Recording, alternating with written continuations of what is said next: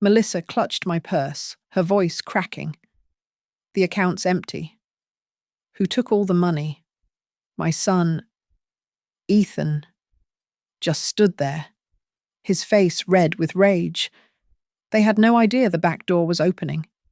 My guest had arrived, holding a stack of files containing everything they were afraid of. To understand how we got here, you have to go back 6 months, to the moment a mother's kindness became the trap that caught her. My name is Eleanor Whitford, and I am 62 years old. Today is the day the silence breaks. Melissa was performing, tears streaming as she gripped my leather purse so tightly her knuckles were white. The bag itself, a gift from my late husband, was now a prop in her desperate matinee. It's empty. Eleanor, she wailed, her voice echoing in the living room I had so foolishly opened to them. The account is completely empty. Who took the money from your card, as if on cue? My son, Ethan, stormed in from the kitchen. He did not look at his wife. He looked only at me. His fist came down on the solid oak coffee table, rattling the very cup in my hand. Explain this. Mom, he demanded. His voice, usually so mild, was tight with an ugly, manufactured rage. Right now. What did you do? I did nothing. I sat in my armchair by the window, the one that catches the late morning light. The steam from my Earl Grey tea rose in a steady, unfaltering column, a stark contrast to the chaos they were trying to orchestrate. I looked past them, out the window, my gaze as cold and hard as the glass pane itself. The frost had settled on the lawn, and my breath fogged the window just slightly. I had spent 7 years as a widow in this house, and I would not be bullied in it. Melissa's sobs hitched, turning into accusations. You did this to embarrass me, didn't you? You set me up. Ethan stepped forward. Mom, listen to me. Melissa needed things. We needed things. You can't just... He was cut short by the sound of tires crunching on the gravel driveway. A heavy car door shut, followed by another. I allowed myself a small, tight smile. They're here. Ethan's anger faltered, replaced by a dull confusion. Who's here? What did you do? The atmosphere in the room shifted instantly. The flimsy theatre of family grievance collapsed, replaced by the weight of real-world consequences. Melissa stopped crying and wiped her face, her eyes darting between me and the front door. I was just buying essentials. Melissa stammered, the justification sounding pathetic even to her own ears. At the market. They ran the card, and it was declined. Declined right in front of everyone. I turned my head slowly, finally meeting her gaze. I did not raise my voice. I did not need to. I reached into the pocket of my cardigan and retrieved a small, metallic object. I placed it gently on the table, next to the spot Ethan's fist had struck. The brass key to my safe deposit box at Harbour and Loom. If we are going to talk about money, I said, my voice perfectly level, then we will do so with evidence. Right then. The doorbell rang. The sound of a briefcase latch clicking open seemed to echo in the sudden, terrible silence of the room. The truth was finally being unpacked, but the answers they wanted and the ones they feared would have to wait. It all started 6 months ago. The call came on a Tuesday, just as I was finishing my coffee. It was Ethan. Mom. Hi. He started, that familiar hesitation in his voice that always preceded a request. Listen, they're a little tight. Our landlord just hiked the rent again, and we just can't swing it. I waited, already knowing what was coming. The silence on the line stretched. We were wondering. He finally continued, just wondering. If maybe we could stay with you for a little while. Just a few weeks. A month. Maybe 2 at the most. Just until we get back on our feet. I had been a widow for 7 years. This 3-bedroom house, once filled with the noise of a family and then the comfortable silence of a long marriage, had become my quiet sanctuary. It was just me and the ticking grandfather clock in the hall. Loneliness was a frequent guest, but peace was a permanent resident. Of course. Ethan? I said immediately, what mother would say no. The guest rooms are just collecting dust. You're always welcome here. The relief in his voice was palpable. Thanks. Mum, you're a lifesaver. We'll be over Saturday. That Saturday. The peace was shattered. They arrived not with suitcases, but with boxes, tape guns, and a U-Haul trailer. It was not the luggage of a few weeks' stay. Ethan was all apologies and strained smiles, hauling lamps and heavy bins. Melissa, his wife of 3 years, directed traffic. She carried a tower of shoeboxes, her face set in a strained smile that didn't reach her eyes. Thank you so much. Eleanor, she said, brushing past me at the door. Not Mom. Not even Mrs. Whitford. Just Eleanor. It was a small thing, but it was precise. It was the sound of a boundary being drawn, not by me, but against me. The first few days were an adjustment. My quiet evenings were now filled with the blue light and loud action movies from the television in the den, always turned up just a few notches too high. My kitchen, meticulous and clean, was suddenly criticized. This olive oil isn't cold-pressed. Eleanor. Melissa noted one evening, holding the bottle up to the light as if it were evidence. And we should really get some non-stick pans. All this stainless steel is probably leaching chemicals. My lifestyle, the one I had built over 40 years in this town, was now under constant, gentle review. I said nothing. I kept to my rhythms. I rose at 6:30, made my coffee, tended to my hydrangeas, and did my mending in the afternoon. I did not argue. I just remembered. I started keeping a small notebook, just to jot down the little frictions. The first real alarm bell rang about 2 weeks in. I came home early from my volunteer shift at the North Shore Civic Archive. I walked in quietly, as I always do, and heard a sound from my study, the room that was mine alone. I found Melissa at my antique filing cabinet. Not near it, but at it. The top drawer was open, the one containing my household files, my insurance policies, and the deed to the house. She jumped, startled, and quickly shoved the drawer closed. Melissa, what are you doing? The apology was instant, practiced, and smooth as silk. Oh, Eleanor, you scared me. I was just looking for a phone charger. My battery died, and I thought you might keep a spare in here with the office supplies. There were no office supplies in that drawer, only my most private documents. That evening, I brought it up to Ethan. I tried to be gentle, to frame it as a misunderstanding. He sighed, running a hand through his hair, his eyes fixed on the basketball game on TV. Mom, she was just looking for a charger. Don't be so sensitive. You know how disorganized she gets. He forced a laugh. Besides, it's not like there are state secrets in there. We're family. He looked at me, his expression shifting from annoyed to patronizing. Honestly, Mom, I think you're getting a little jumpy. Maybe it's just your age. My age.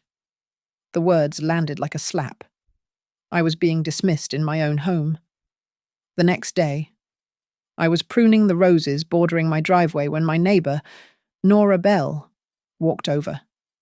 Nora is 70, sharp as a tack, and misses nothing. She watched me clip a dead bloom. Got a full house now. Eleanor? Just for a little while, I said, forcing a smile. Nora looked at my front door, then back at me. Her voice dropped. Be careful, dear. You're a good woman. But I've seen this play before. I lived through this exact script myself with my cousin's boy. She paused, meeting my eyes. When you open your door to family in need, sometimes you let in more than you bargained for. After Ethan's dismissal, the air in the house grew thick and sour. I was no longer just a mother providing shelter. I was a landlady, an obstacle.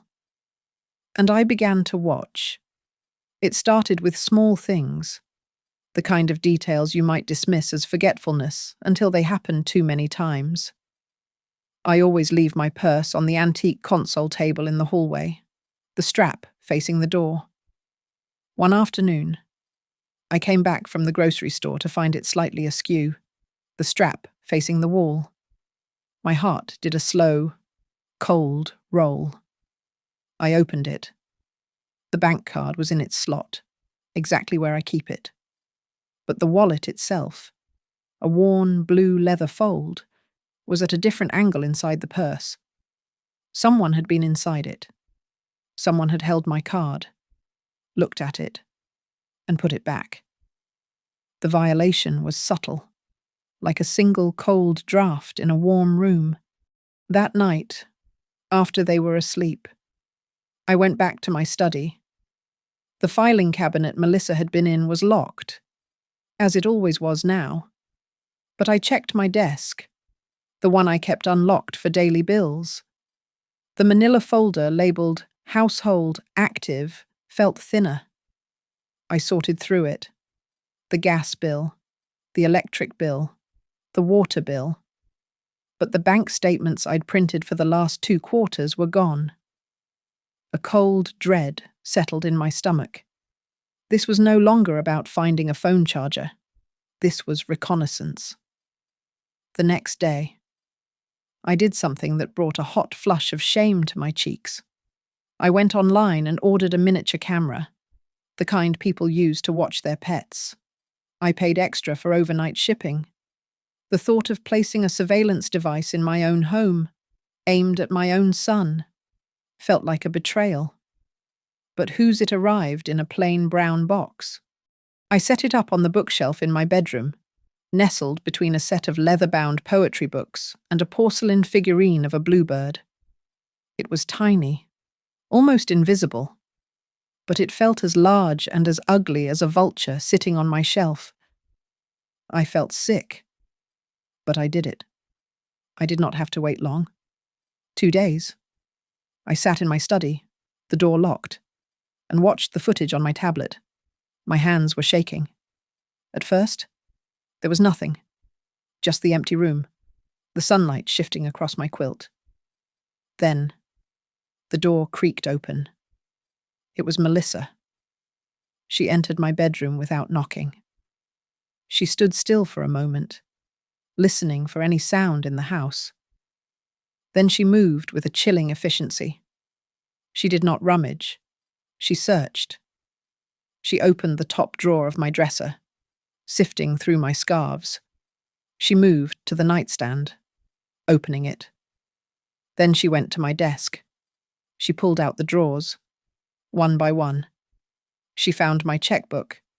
She found my new, active bank statements. She pulled out her phone and, clear as day, began taking photographs of them. My breath caught in my throat. It was clinical. Then, she walked to the wall where a small painting of the Oregon coast, my husband's favorite, was hanging.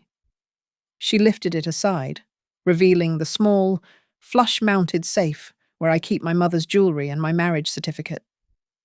Her fingers traced the combination dial. She turned it. Slowly. Click. Click. She was trying a code. My birthday, Ethan's. She tried 3 different combinations. When it failed to open, she let out a small, frustrated sigh, replaced the painting, smoothed her shirt, and walked out of my room. That evening, I waited for Ethan to come home from the part-time job he'd recently started. Melissa was in the shower. I called him into the living room. "Ethan, we need to talk." I held out the tablet.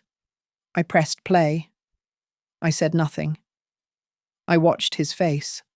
I saw the recognition, the shock, and then, horrifically, the flicker of anger not at her, but at me. He watched the entire 4-minute clip. When it finished, he set the tablet down on the cushion between us. She was probably just looking for an aspirin. "Mom, you keep them in your nightstand." "Right, Ethan. Did you see her?" "She was photographing my bank statements. She tried to open my safe." He rubbed his face, avoiding my eyes. I could not really see what the phone was looking at. It is blurry. And the safe. Maybe she was just curious, looking at the painting. She was turning the dial. "Ethan?" He stood up, his agitation growing. "So what, Mom? What is the big deal? You are hiding things from us. This is unbelievable." He gestured at the tablet. "You are putting cameras in the house, pointing at us." "His family." His voice rose, blending accusation with a strange, pitying condescension. "You need to see a doctor. I am serious." He took a step toward me, his face a mask of false concern. "You are getting paranoid. This is not healthy. You are imagining things, spying on us. This has to stop." He left the room. I sat there, the tablet screen dark in my lap. The accusation stung more than any theft. Paranoid. My age. I was not a person to them. I was a problem to be managed, or a resource to be drained. That night, I did not sleep. I sat in the dark living room, the grandfather clock ticking off the seconds of my life. The tears came, hot and bitter. I cried for my late husband.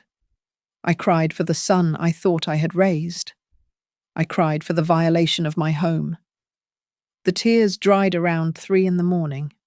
The grief did not vanish, but it crystallized. It hardened from sorrow into strategy. My vulnerability was a liability I could no longer afford. I picked up my phone. I went to my contacts and found the name. Alden Pierce, my husband's estate lawyer. A man of precision and discretion. His voice was thick with sleep, but instantly alert. "Eleanor Alden," I said, my voice steady, betraying none of the tears. "I apologize for the hour. I need to make an appointment as soon as possible." I took a deep breath. I need to discuss legal boundaries for my own home. My meeting with Alden Pierce was 2 days later. His office is a quiet space of dark wood, leather-bound books, and the hushed ticking of a grandfather clock. It smells of old paper and furniture polish. I did not weep. I did not raise my voice. I was there as a client, not as a victim. "Alden," I began. "I have family staying in my home who have violated my privacy. They are systematically accessing my financial documents and have attempted to breach my home safe. I need to protect my assets and my property." He listened without interruption, his fingertips steepled. Alden is a man of procedure, not platitudes. He did not offer sympathy. He offered a plan. "I am sorry you are in this position." "Eleanor," he said, his voice firm, "but you are right to act decisively. We will create a firewall, legally and financially." His first move was the house itself. They are guests, not tenants. He explained. They have no lease, they pay no rent, they have established no formal residency. This is simpler than you think. He picked up his pen. I will draft a formal civil eviction notice. We will not serve it yet. We will hold it in reserve. It is our legal foundation, ready to deploy the moment you give the word. From his office, I drove to the Marigold Ridge branch of the Harbour and Loom Cooperative Bank. I sat with the branch manager in her small, glass-walled office. I have reason to believe my primary debit card has been compromised. I stated clearly, I need it locked. Effective immediately. It was done in less than a minute. She issued me a new card, one with a chip and a more complex security system. We will also add two-factor authentication to your online portal, she said, her fingers flying across the keyboard. From now on, any login attempt will require a 6-digit code sent only to your personal cell phone. There is more, I said. I am concerned about unauthorized attempts to change beneficiary information on my accounts. Her expression tightened. This was familiar territory for her. We can activate voice print verification. Any high-value transfer or change to account ownership will require you to speak a specific passphrase. The system analyzes the unique pattern of your voice. Without that, no one can make changes, even if they have your passwords. We set it up right then and there. Finally, she added, we will place instant alerts on your accounts. Any attempted transaction that is declined will send a text to your phone. Any successful transaction over $100 will do the same. I left the bank feeling the first layer of armor settle around me. The next step was Alden's masterstroke. We must protect your main assets, he instructed me during our next meeting. We will establish the Eleanor Whitford Revocable Living Trust. You will be the sole trustee. He explained it in the clear, precise language of an archivist. The trust would become the legal owner of my house, my investment portfolio, and the majority of my savings. I would still control everything, spend my money as I wished, and live in my home. The only difference, it is a steel box. Eleanor, Alden said, and only you hold the key. It also bypasses probate. This means the assets are not part of your public will. They are distributed privately according to the trust's instructions. It took a week. We moved the deed of the house into the trust. We transferred the investments. We moved the bulk of my savings, leaving only a modest operating amount in the checking account Melissa had so diligently photographed. Then, we updated the will. This was the most painful part. I do not want to disinherit my son, I told Alden, my voice thick. We will not, he replied gently. We will make his inheritance conditional. He will be temporarily excluded, with a clause stating that his inclusion is contingent upon a full restoration of trust, to be determined solely by you, or by the executor of the trust upon your passing.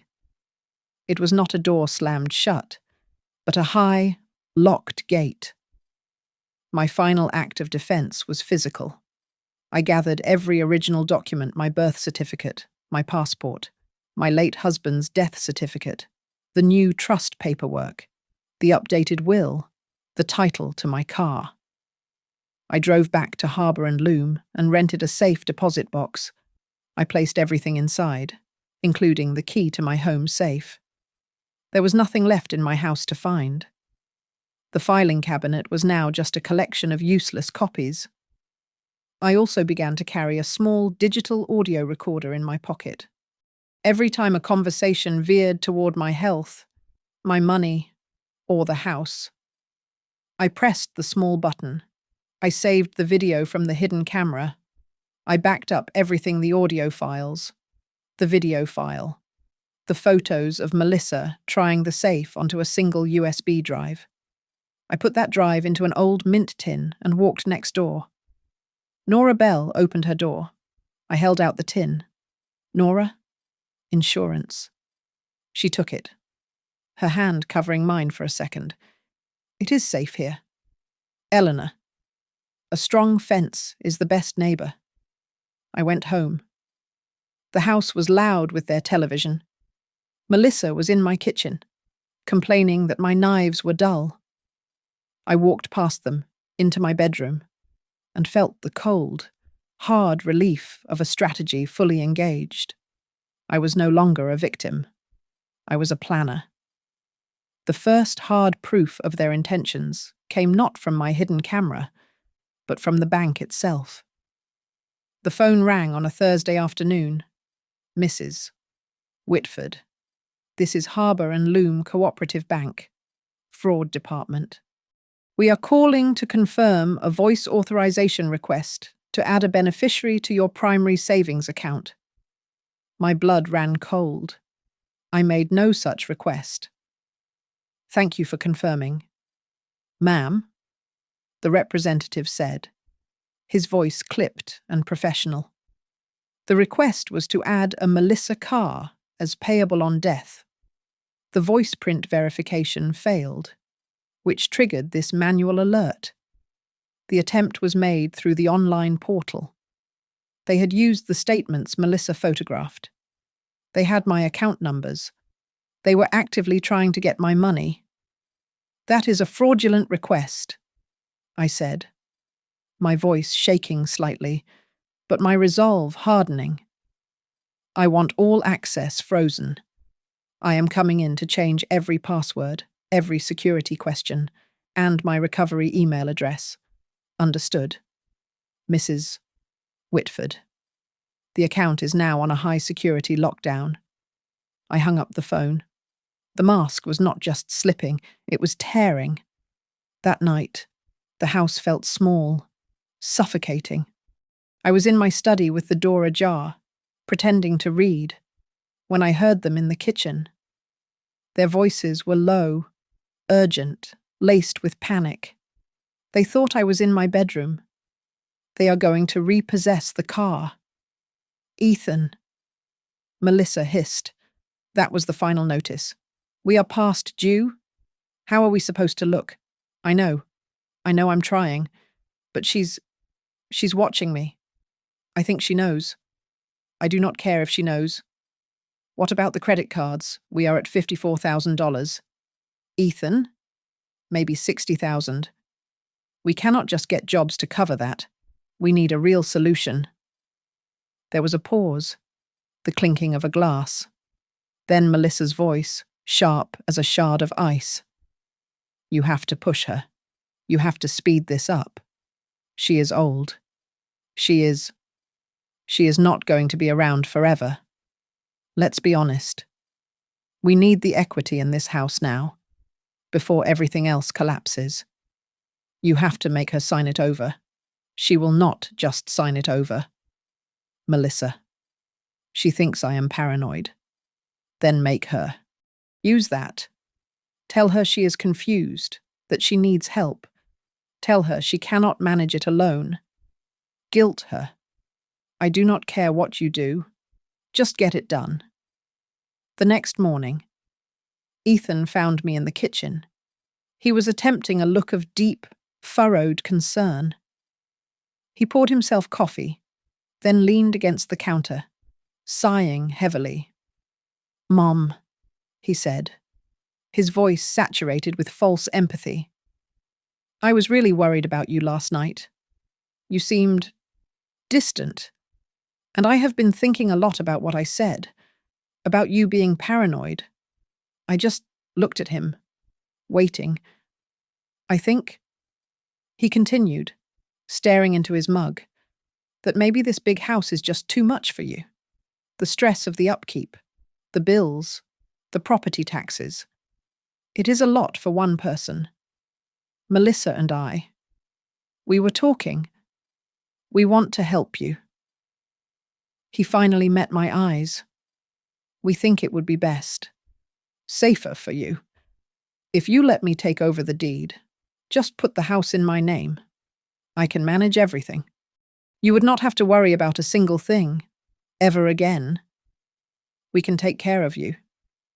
It was the speech Melissa had written for him. Every word felt slimy, coated in calculation. I set my teacup down in its saucer. The click was the only sound in the room. No. Ethan. His concerned expression twitched. No, Mom. I am just trying to... No. I repeated, my voice flat and final, cutting him off. As long as I am alive, this is my house. It is not yours. It will not be yours. The discussion is over. I picked up my cup and walked out of the room. The change was immediate. The temperature in the house dropped 20 degrees. Melissa stopped speaking to me entirely. There were no more forced smiles, no more Eleanors. She would walk into a room, see me sitting there, and walk out. She would speak to Ethan in whispers, just enough for me to hear the venom, but not the words. The pretense of family was gone. We were now just two parties in a cold, domestic war, living under the same roof. That afternoon, Nora Bell called, not on the phone. She came to the back door, carrying a small plate of cookies as a pretense. She stepped inside the kitchen, her eyes sharp. You look like you have made your decision. Eleanor. I have, I said. She nodded, not needing any more details. She reached into her apron pocket and pulled out a small, folded piece of paper. A business card. I kept this, Nora said, pressing it into my hand. Just in case. My nephew went through something similar. This is the woman who fixed it. Her name is Kayla Monroe. She is a lead fraud investigator at Harbour and Loom, not just some teller, dear. She is the one they call when the family playbook gets dirty. I looked down at the card. Kayla Monroe, senior investigator, financial crimes. When you are ready to stop defending and start acting, Nora said, you call her. With my defenses built, it was time to lay the trap. It had to be their choice, their action, their crime. I called Kayla Monroe at the bank. Kayla, it's Eleanor Whitford. I need to report my old debit card, the one ending in 4281, as officially lost and stolen. But Eleanor, that card is already locked, she said. I know. I replied. I need a specific protocol put on it. I do not want it to just decline quietly. If anyone attempts to use it, I want it to trigger a public, hard decline for suspected fraud.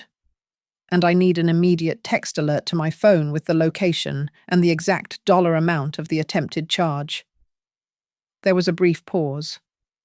A decline and notify flag, Kayla said, her voice crisp. It is a high-security measure. It will also create an immediate, non-erasable incident report in our system. The bait is set. Eleanor. That evening, I took the now useless card and placed it back in my old blue wallet. I did not put the wallet in my purse. I left it on the kitchen counter, next to the mail, as if I had taken it out to pay a bill and forgotten it. It was careless, obvious, and to someone like Melissa, utterly irresistible. I had moved the miniature camera from my bedroom. It was now tucked behind a row of my grandmother's cookbooks on the kitchen shelf, its tiny lens aimed directly at the counter. The next morning, I made a point of telling them I was going next door to help Nora Bell with her roses. I am leaving my purse here, I announced, just taking my keys. I was gone for exactly 45 minutes. When I returned, the house was quiet. The wallet was precisely where I had left it.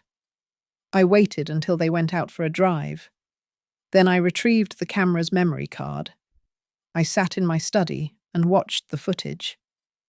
She had not waited 5 minutes after she heard my back door close. Melissa came into the kitchen, looked left and right, and went straight to the wallet. Her movements were fast, almost frantic. She pulled the card out. She turned it over, examining the magnetic strip. Then she pulled out her phone and photographed the front. She paused, then deliberately flipped it and photographed the back, capturing the 3-digit security code. She slid the card back in, placed the wallet on the counter, and left the room. I had it. Cleanly. Legally. I had not given her the card. I had not given her permission. I had simply left my own property in my own home, and she had chosen to steal its identity. The alert came 2 hours later. My phone buzzed in my pocket as I watered the hydrangeas. I pulled it out and read the text message. Harbour and Loom fraud alert. An attempted online transaction for $1,190.00 from Giselle's boutique Rose Quarry Plaza on card ending 4201 has been declined. Giselle's, the most expensive clothing shop in the county. She had not bothered to test it with a $5 charge. She had gone straight for a luxury haul. The arrogance was breathtaking. My phone immediately rang. Ethan, his face, smiling from 5 years ago, flashed on the screen. I looked at it, pressed the silence button, and let it go to voicemail. It rang again 60 seconds later. Ethan. I silenced it again. I let them sit in the acid of their panic. They knew they were caught. They just had no idea how badly. I waited 1 hour. Then I made my calls. Alden. I said, "It is Eleanor." They took the bait. The attempt was made. I want to close the lid. This afternoon. I am printing the eviction notice as we speak. Alden replied, his voice all business. I will be at your house at 3 o'clock. My second call was to Kayla Monroe. Kayla. The flag worked. $1,190 at Giselle's boutique. I am looking at the authenticated log right now. Eleanor, Kayla said. The attempted charge was online, not an in-person swipe. They used the card number, the CVV code from the back, and your billing zip code. Can you trace it? Already done, she said. The IP address used for the transaction is registered to the primary internet account at your address. But here is the interesting part. The IP address that attempted the fraudulent charge matches the IP address from the device, a laptop that has been accessing your account portal for weeks. It also matches the IP address used in the failed attempt to change your beneficiary. That attempt, however, was initiated from a mobile phone, not the laptop. Ethan's laptop. Melissa's phone. They were both in it. I am bringing the certified logs, Kayla said. This is no longer a domestic issue. Eleanor, this is wire fraud. I hung up. Alden was on his way with the eviction notice. Kayla was on her way with the bank's evidence. I retrieved the USB drive from Nora's, containing the video files. I walked into my living room, sat in my armchair by the window, and waited. They came back just before 3 o'clock, not through the kitchen door, but bursting through the front. Melissa was in the lead, her face a blotchy, furious mask. She was not performing sadness now. This was pure rage. How could you? She shrieked, throwing her purse onto the floor. How could you? You set me up. You did that to embarrass me. Ethan was right behind her, his face pale with a second-hand fury. She was humiliated. Mum. In front of everyone at the checkout, they declined the card and said it was suspicious. They treated her like a thief. What did you do? I remained in my armchair, my teacup resting on my knee. I let the accusations fill the air, hang there, and then die. Family, I said, my voice dangerously quiet, does not use another person's credit card without permission. I was buying you a gift, Melissa lied. The excuse clumsy and desperate. For the house. You never buy anything nice. A gift for $1,190, I asked. From Giselle's boutique. Ethan's face faltered. He looked at Melissa, a flicker of genuine shock in his eyes. He had not known the amount. She must have grabbed your wallet by mistake. Mom. Ethan stammered, trying to regain his footing. It was an accident. An accident. I repeated. I picked up the television remote. I see. I suppose it was also an accident when she entered my private bedroom while I was out. And an accident when she tried to open my safe. I aimed the remote at the large television above the fireplace and pressed the power button. The screen did not light up with a soap opera. It lit up with the silent, grainy footage from the bookshelf in my bedroom. Melissa froze. We all watched. We saw her enter my room. We saw her open the dresser. We saw her move to the nightstand. We saw her pull out my bank statements and, clearly, pull out her phone. "What is this?" Ethan whispered, his eyes glued to the screen. The footage continued. Melissa walked to the painting, lifted it, and placed her hands on the combination dial. "This is... Mom. What did you do?" Ethan said, turning on me. She was probably just looking for a sweater. You keep the old blankets in there. Right. She was cold. I pressed a single button on the remote. The video vanished, replaced by a single, high-resolution still image from the kitchen camera. It was a close-up of Melissa's hand, holding my debit card. Her other hand held her phone, the screen illuminated, clearly photographing the CVV code on the back. Was she looking for a sweater in my wallet? Too? Melissa's face, which had been pale with shock, now flushed a dark, ugly red. "You spied on me," she screamed. "You filmed me in your own house. That is illegal. You are a sick old woman in my own house." "Yes," I said calmly. "In my private bedroom, which you entered without permission. In my kitchen, where you stole my financial information. You do not even use that money," Melissa finally spat out, the truth erupting from her. "You just sit on it. You hoard it while we are struggling. You could help us. But you would rather just sit here and wait to die. What good is it to you?" The doorbell rang. The sharp, clean sound cut through the toxic air. Melissa and Ethan both jumped as if they had been shot. "That will be for me," I said. I walked to the door and opened it. Alden Pierce stood on the mat, his leather briefcase in hand. Beside him stood a woman I had never met, but whose name I knew. She was in a crisp pantsuit, her eyes sharp and assessing. "Eleanor," Alden said, stepping inside. "Who are these people?" Ethan demanded, his voice cracking. "Mum, what did you do? You cannot just bring strangers in here." "This is my attorney. Alden Pierce," I said, walking back to my chair. "And this," I gestured to the woman, "is Ms. Kayla Monroe. She is a senior fraud investigator from Harbour and Loom Cooperative Bank." Ethan looked as though he might be sick. Kayla did not offer a hand or a greeting. She stepped forward and placed a thin, official-looking file on the coffee table. "Mr. and Mrs. Whitford," she said, though her gaze was fixed on Melissa. "I am here regarding several documented instances of wire fraud attempted against your mother's accounts."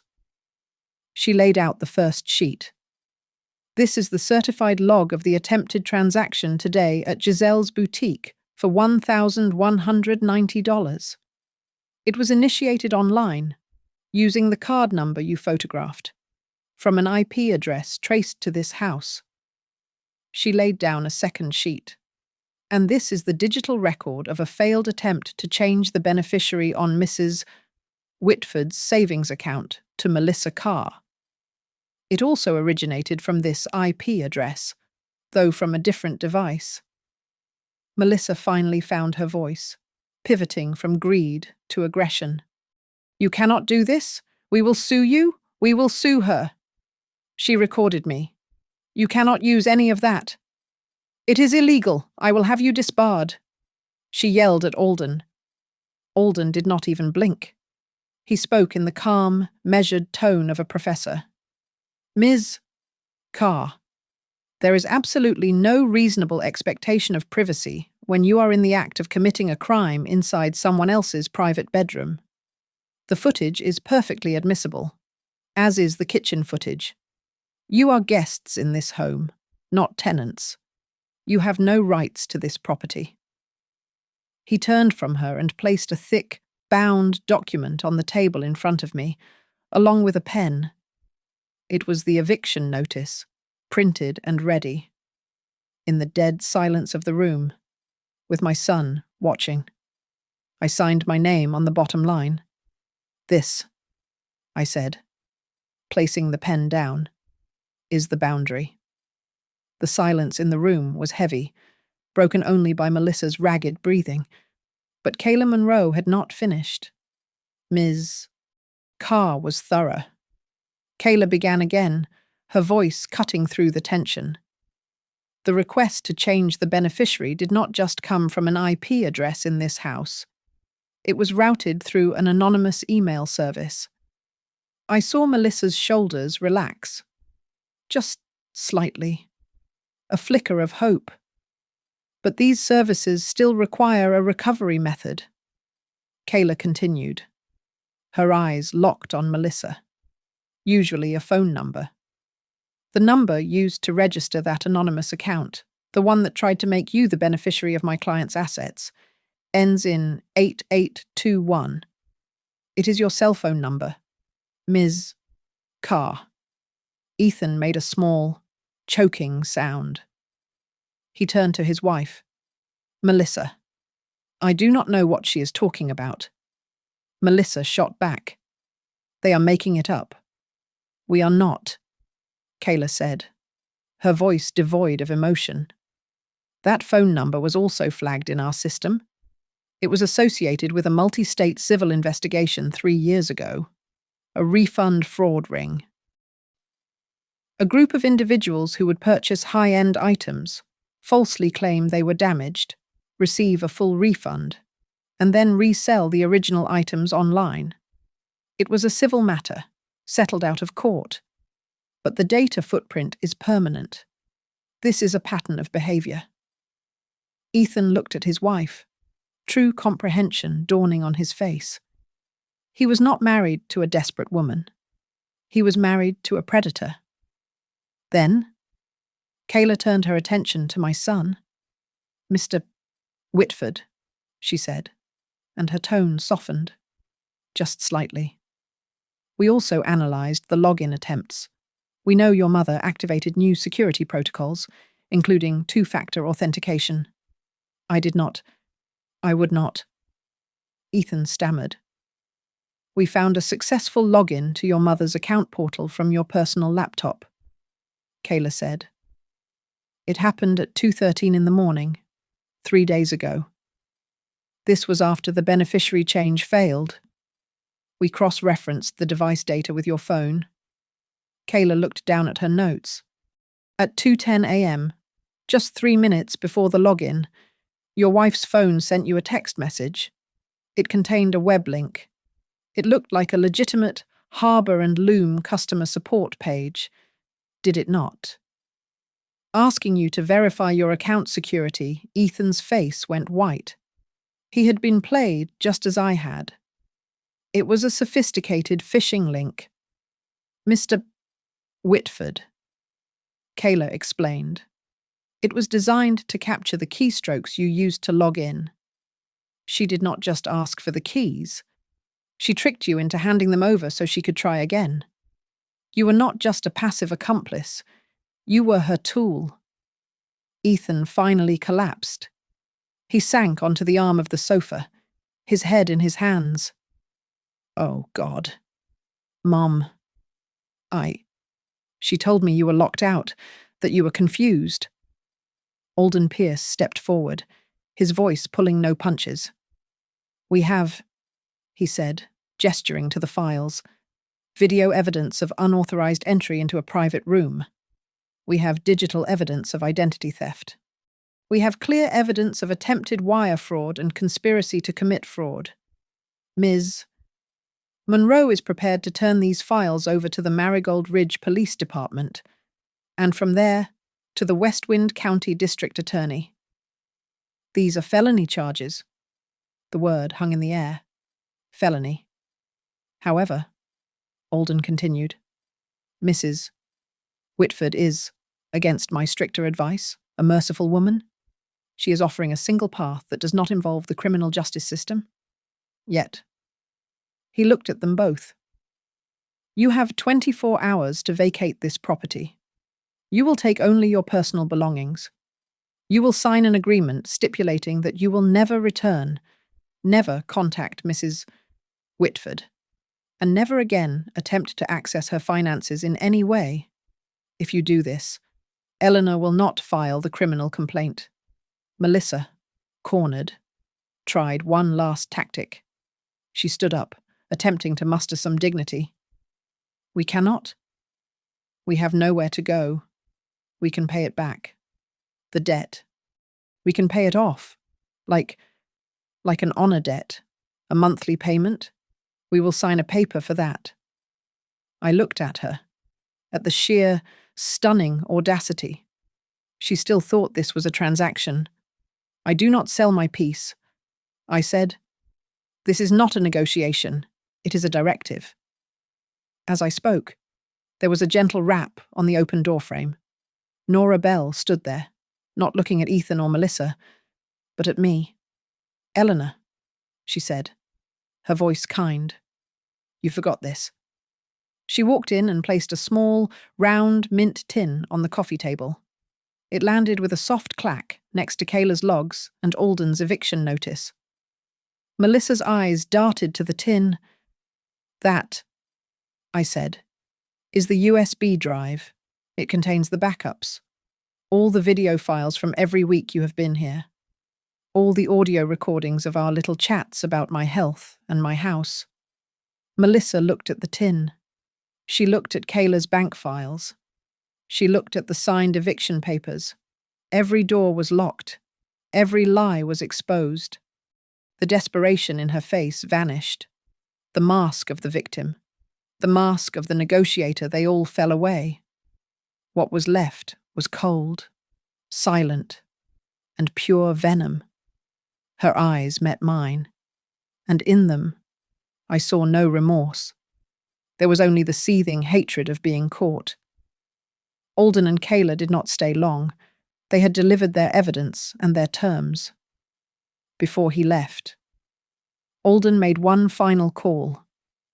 Deputy Ruiz, please, he said into his phone.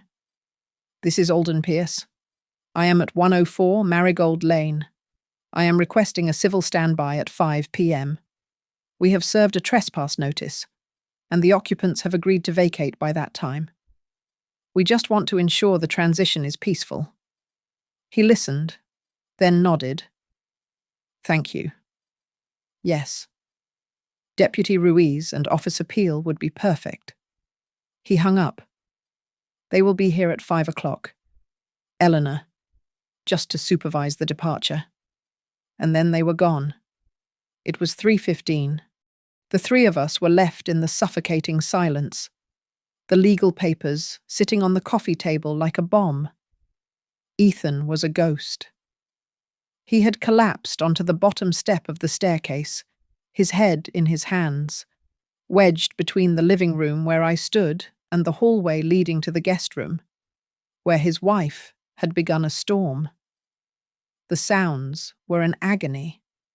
Drawers were ripped from their runners. Hangers were scraped violently across the metal closet rod. Muffled sobs of rage, not sorrow, punctuated the thumps of objects being thrown into bags. I walked down the hall, drawn by a sharp crack. I looked into the guest room. Melissa was at the dresser, pulling her makeup out of the drawers. On the wall, the vanity mirror was split, a jagged line running from top to bottom, the result of a hairbrush she had apparently thrown. It reflected her furious, fragmented face. He just sat there. She was muttering to herself, not realizing I was at the door. He just let her, that old witch, spying on us. He just let her. I turned and walked away. I went into my own room and quietly closed the door. The solid wood muffled the sounds of their chaotic retreat. I went to my small electric kettle and prepared a single cup of tea. The ritual was steadying. My hands did not shake. I sat at my desk, the one Melissa had rifled through. I took out a single sheet of my best cream-coloured stationery and my favourite pen. I wrote 3 words on it, a letter to myself. I chose self-respect. I folded it once and placed it in the centre drawer. A short while later, a gentle, familiar knock came at my kitchen door. I went to open it. It was Nora. She did not ask questions. She just held a small pot. I made chicken noodle soup. She said, "Thank you." Nora. She came in and sat at my kitchen table, and I joined her. We did not speak. We did not need to. Her presence was enough. She was not there to advise. She was there to witness. She was the anchor that kept me from floating away on the tide of my own sorrow. The clock in the hall ticked loudly. 4:30, 4:45.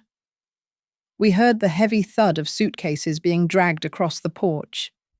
At 5 o'clock exactly, the Marigold Ridge PD cruiser pulled up. It parked on the street, not in my driveway. Its lights were not flashing. Deputy Ruiz and Officer Peel stepped out, their presence professional and calm. They were here to keep the peace, not to make an arrest. Deputy Ruiz knocked. "Mrs. Whitford." "It is 5 p.m. Mr. and Mrs. Whitford, ready to depart." It took them another 45 minutes. They dragged the last of the boxes and bags out onto the lawn, next to the U-Haul trailer they must have rented. The police officers stood on the walkway, silent, observing. At 5:58, the house was finally empty of their belongings. Melissa got into the passenger side of the U-Haul, slamming the door so hard the truck shook. She never looked back. Ethan stood alone on the porch. He turned to me. He reached into his pocket and pulled out the spare key to my front door. He did not try to hand it to me. He placed it on the small ceramic dish by the door, the one where my husband had always left his keys. The sound was small, but final.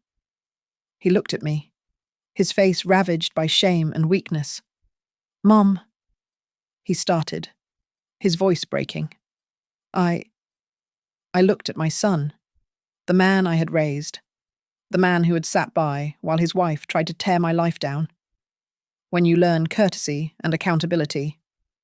"Ethan," I said, my voice clear and steady. "The door will be open." He flinched, as if I had struck him. He held my gaze for one more second, then the light in his eyes died. He turned, walked down the steps, and got into the driver's seat. We return, now, to the moment it all shattered, to the living room, the accusations, and the end of the charade. Melissa clutched my purse, her face a mask of practiced hysteria. The account's empty. Who took all the money? Ethan stood beside her, his face flushed with a rage that was not his own, but hers. I did not stand up. I did not match their volume. I simply gestured to the sofa opposite me. Please, sit down. They did not move, but Alden Pierce did. He stepped forward from the hallway, where he and Kayla Monroe had been waiting. He placed a single, freshly printed bank statement on the coffee table. The account is not empty. Melissa, I said, my voice as cold and clear as the window pane next to me.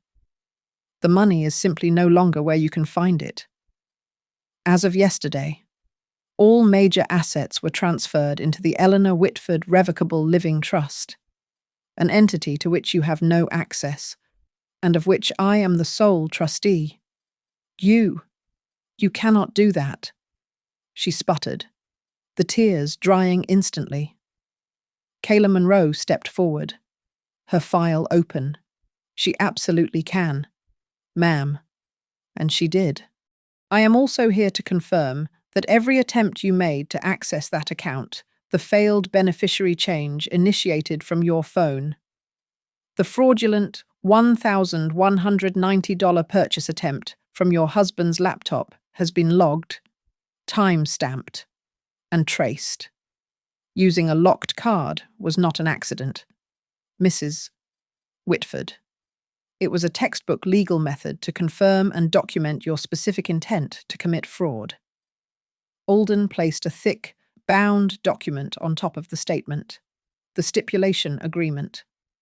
This is not a request, he said, his voice leaving no room for negotiation. It outlines the terms of your immediate departure. You will vacate this property now. You will cease all claims to Mrs. Whitford's assets, financial or physical. You will have no further contact. If you sign this and leave peacefully, the criminal referral which Ms. Monroe is holding will not be filed with the Westwind County District Attorney. If you refuse, or if you violate this agreement at any time, you will face felony charges. Melissa's face contorted. She tried one last, desperate appeal, looking past the lawyers, her eyes locking on mine. We are family. Eleanor, you cannot do this to family. The word felt like ash in my mouth. Family respects boundaries. Melissa, family does not steal. Family does not commit wire fraud. You stopped being family when you photographed my bank statements in my private bedroom. Ethan finally broke. The strings holding him up, all held by his wife, were cut. He sank onto the sofa, his body hollow. Mom, he choked out, the apology thick with self-pity. Mom, I am sorry. I am so sorry. I did not know. I let her. I thought. I looked at my son, the man who had called me paranoid, the man who had prioritized his wife's greed over his mother's safety. I did not move to comfort him. Redemption starts with leaving my house in peace. Ethan. The doorbell rang. Alden had timed this perfectly. I opened the door. Deputy Ruiz and Officer Peel stood on the mat, their expressions neutral and professional. Ma'am, Ruiz said, we are here to keep the peace and retrieve the property. He looked past me. Mr. Whitford, we are here for the keys. Numbly. Ethan stood. He fumbled in his pocket and pulled out the spare key. He did not look at me. He handed it directly to the deputy. Ruiz dropped it into a small plastic bag, sealed it, and made a note on his clipboard. Officer Peel handed me a card. Mrs. Whitford. If they return, or if you need any assistance again, you call this number directly. We will be here in 2 minutes. They were escorted out. I did not watch them load their U-Haul. I only watched the door. It closed with a solid, definitive thud. Silence. A deep, profound silence I had not realized I missed. I stood in the middle of my living room for a long time. I walked to the mantelpiece and picked up the photograph of my late husband, the one Melissa had turned face down during her search. I polished the glass with the sleeve of my sweater and set it right. The house was mine again. Later that evening, I sat at my desk. I pulled out my new will. I took my favorite pen and added a new codicil. My son, Ethan Whitford, may be restored to this trust, but only when he can demonstrate that he understands how to protect trust rather than destroy it. The knot was cut. My new life was beginning. Thank you for listening to my story. I would love to know where you are listening from, so please comment below so we can connect and share our thoughts. Please subscribe to Grandma's Family Diary, like this video, and give it an extra boost by hitting the hype button so this story can be heard by more people.